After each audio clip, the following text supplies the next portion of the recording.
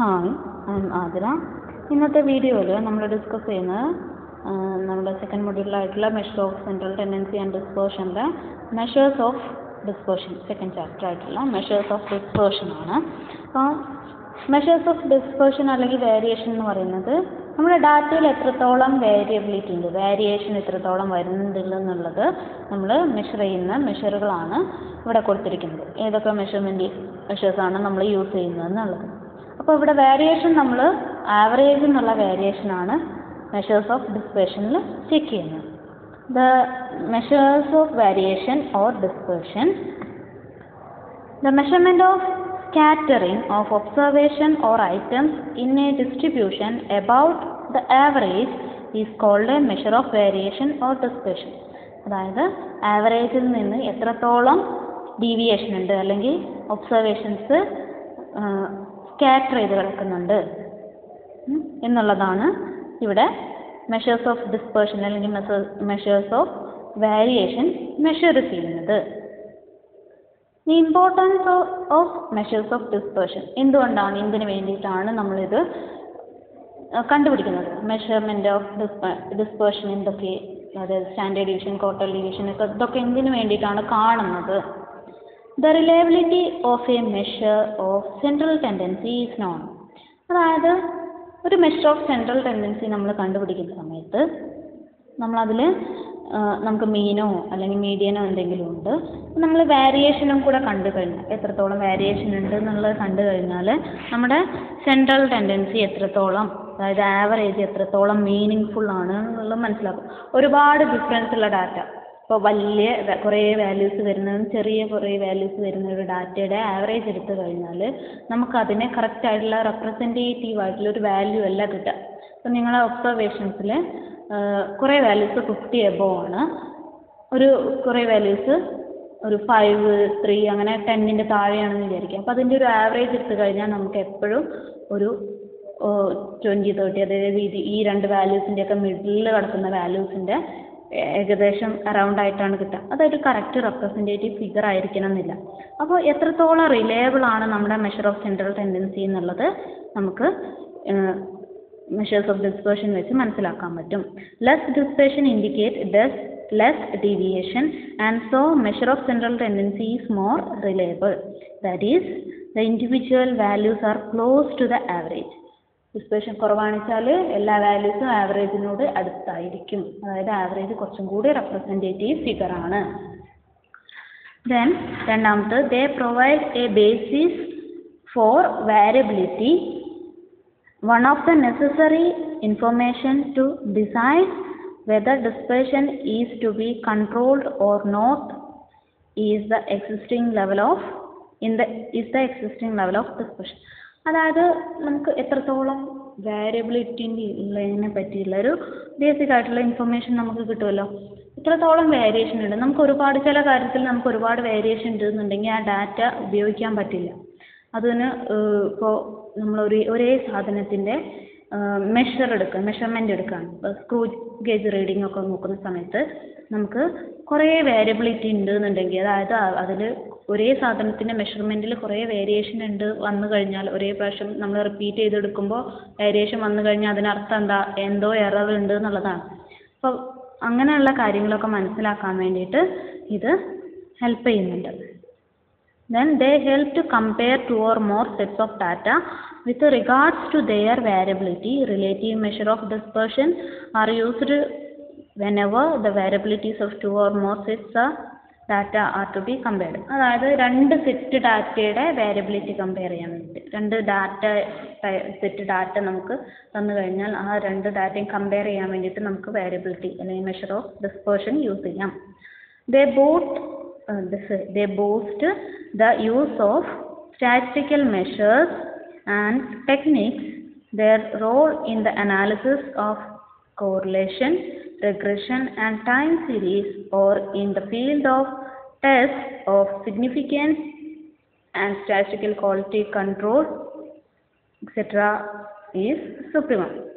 So regression analysis, time series analysis, statistical quality control ഒക്കെ ഇതിന് നല്ല റൂളുകളുണ്ട്. അപ്പോൾ അതിലൊക്കെ നമ്മൾ ഈ സ്റ്റാറ്റിസ്റ്റിക്കൽ ഡിവൈസിലൊക്കെ നമ്മളിത് മെഷേഴ്സ് ഓഫ് ഡിസ്പേർഷൻ യൂസ് ചെയ്യുന്നുണ്ട്. ഇനി desirable properties of an ideal measure of dispersion. ഒരു ഐഡിയൽ മെഷർ ഓഫ് ഡിസ്പേർഷൻ, ഒരു മെഷർ ഓഫ് ഡിസ്പേർഷന് വേണ്ട ക്വാളിറ്റീസ് എന്തൊക്കെയാണ്? It should be rigidly defined and its value should be definite.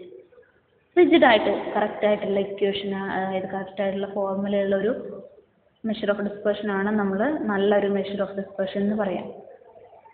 കറക്റ്റായിട്ട് defined ആയിരിക്കാം, correct നമുക്ക് വാല്യൂ കിട്ടണം. ഒരു സെറ്റിന് ഒരു വാല്യൂ, ഒരുപാട് വേരിയേഷൻ വരുന്ന ഒരു കാര്യമാവരുത്.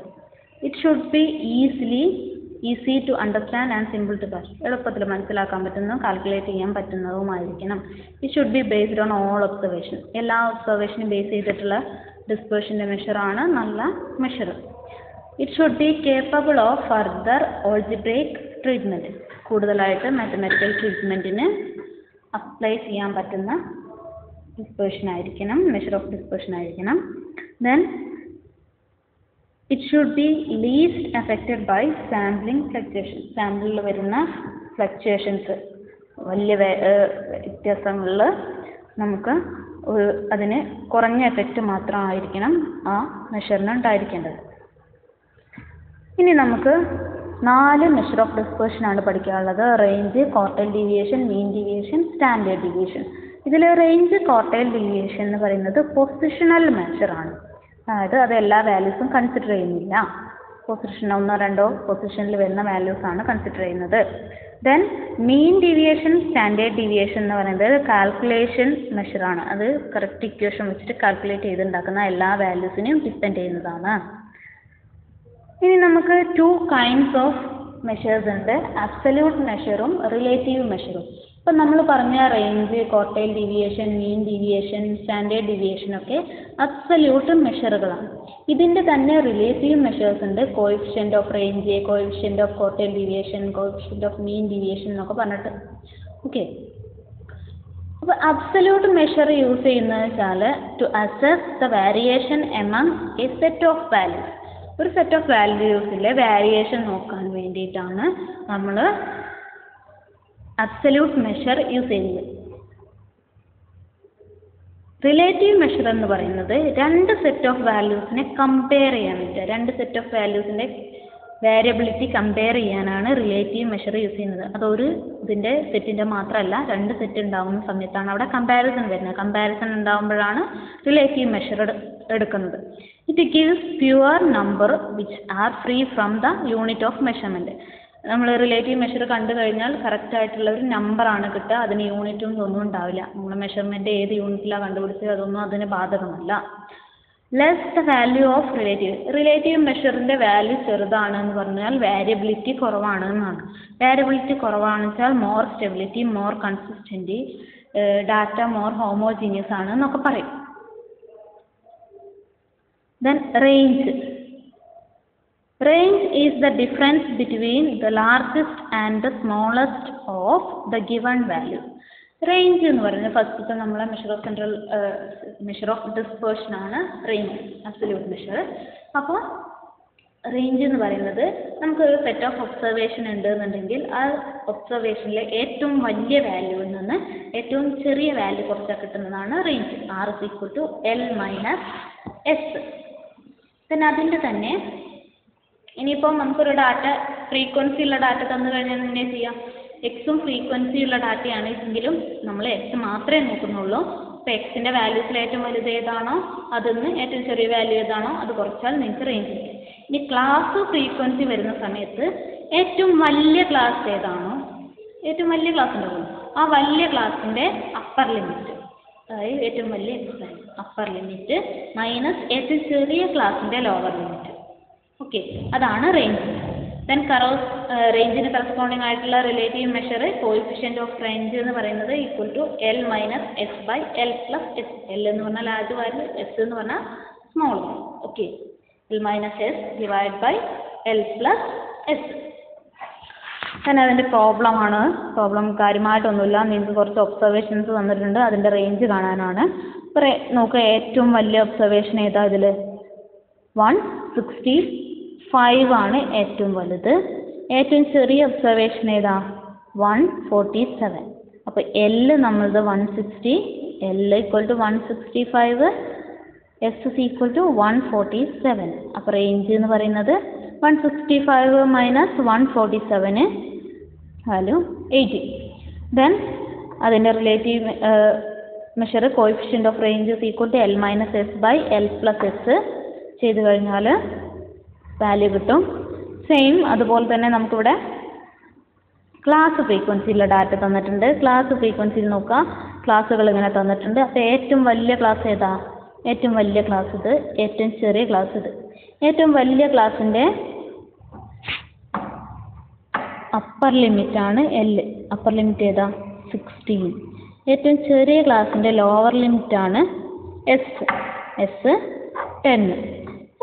L മൈനസ് എസ് 50 ആണ് റേഞ്ച് വരിക. Coefficient L minus S by L plus S 50/70. അതിൻ്റെ വാല്യൂ എന്താണ്? അത് കോഎഫിഷ്യൻ്റ് ഓഫ് റേഞ്ച്. ഇത്രയേ ഉള്ളൂ റേഞ്ചിൽ ചെയ്യാൻ.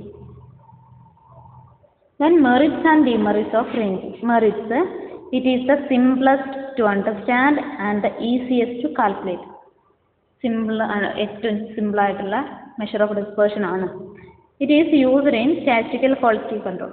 സ്റ്റാറ്റിസ്റ്റിക്കൽ ക്വാളിറ്റി കൺട്രോളിൽ എന്ന് പറഞ്ഞിട്ടുള്ള ഒരു ടെക്നിക്ക് ഉണ്ട്. ക്വാളിറ്റീസ് കൺട്രോൾ ചെയ്യുന്ന, പ്രൊഡക്റ്റ് ക്വാളിറ്റീസ് കൺട്രോൾ ചെയ്യുന്ന സ്റ്റാറ്റിസ്റ്റിക്കൽ ടെക്നിക്സ് ഒക്കെ വരുന്നതാണ്. അപ്പോൾ അതിൽ കൺട്രോൾ ചാർട്ട് വരയ്ക്കുന്ന സമയത്ത് നമ്മൾ റേഞ്ച് യൂസ് ചെയ്യുന്നുണ്ട്. Then demerits, its definition does not seem to suit the calculation for data with the class intervals. Further, it cannot be calculated for open-end data. Open-end ആയിട്ടുള്ള data ആണെച്ചാൽ നമുക്കത് use ചെയ്യാൻ പറ്റില്ല.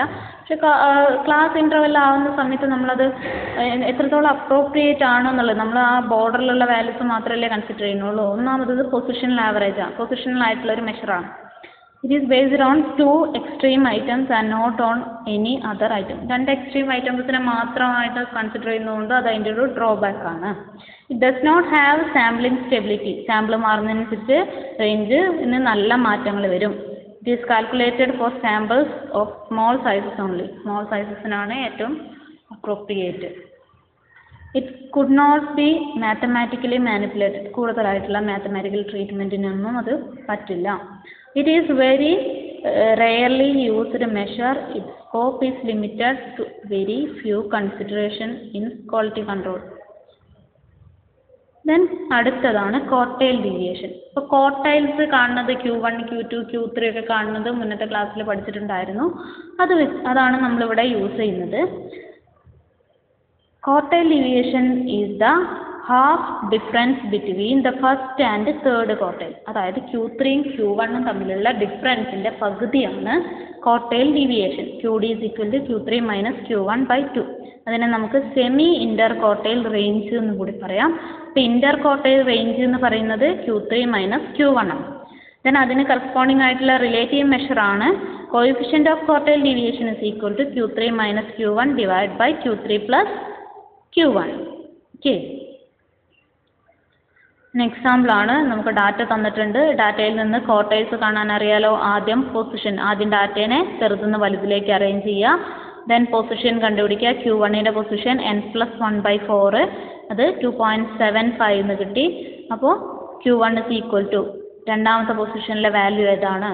391 plus ഇവിടെ difference എത്രയുള്ളത്? 0.75. അപ്പോൾ 0.75 into മൂന്നാമത്തെ പൊസിഷനിലെ value 407 minus രണ്ടാമത്തെ പൊസിഷനിലെ value 391 which is equal to 403. അതുപോലെ Q3 കാണാം. Q3യുടെ പൊസിഷൻ 3 × n+1/4 ആണ്. അത് 8.25 കിട്ടും. അപ്പോൾ എട്ടാമത്തെ ഒമ്പതാമത്തെയും വാല്യൂസിൻ്റെ ഇടയിലാണ് അത് കിടക്കുന്നത്. എട്ടാമത്തെ വാല്യൂ ഏതാ നോക്കുക. Q3 is equal to എട്ടാമത്തെ വാല്യൂ 777 പ്ലസ് ഡിഫറൻസ് 0.25 ഇൻറ്റു ഒമ്പതാമത്തെ value 1490 minus 777 which is equal to 955.25 എന്ന് കിട്ടി. അപ്പോൾ ക്വാർട്ടൈൽ ഡീവിയേഷൻ എന്ന് പറയുന്നത് Q3 minus Q1 divide by 2. Value substitute ചെയ്യാം. അപ്പോൾ ക്വാർട്ടൈൽ ഡീവിയേഷൻ കിട്ടും. ഇവിടെ നമുക്ക് Q1, Q3 കാണാമെന്നുള്ള ഒരു ബുദ്ധിമുട്ട് മാത്രമേ ഉള്ളൂ. ഇക്വേഷനൊക്കെ ക്വാർട്ടൈൽ ഡീവിയേഷൻ്റെ ഇക്വേഷനൊക്കെ സിമ്പിളാണ്. ഇതുപോലെ തന്നെ ക്ലാസ്സിൻ്റെ നമുക്ക് ക്വാർട്ടൈൽസ് കാണാൻ അറിയാം. അത് വെച്ചിട്ട് ക്വാർട്ടൈൽ ഡീവിയേഷനും കാണാം. ഓക്കെ, ഇതുപോലെ തന്നെ നമുക്ക് കോഎഫിഷ്യൻ്റ് ഓഫ് ക്വാർട്ടൈൽ ഡീവിയേഷൻ കാണാം. Q3 - Q1 / Q3 + Q1 substitute ചെയ്ത് കൊടുത്താൽ മതി. Okay, thank you.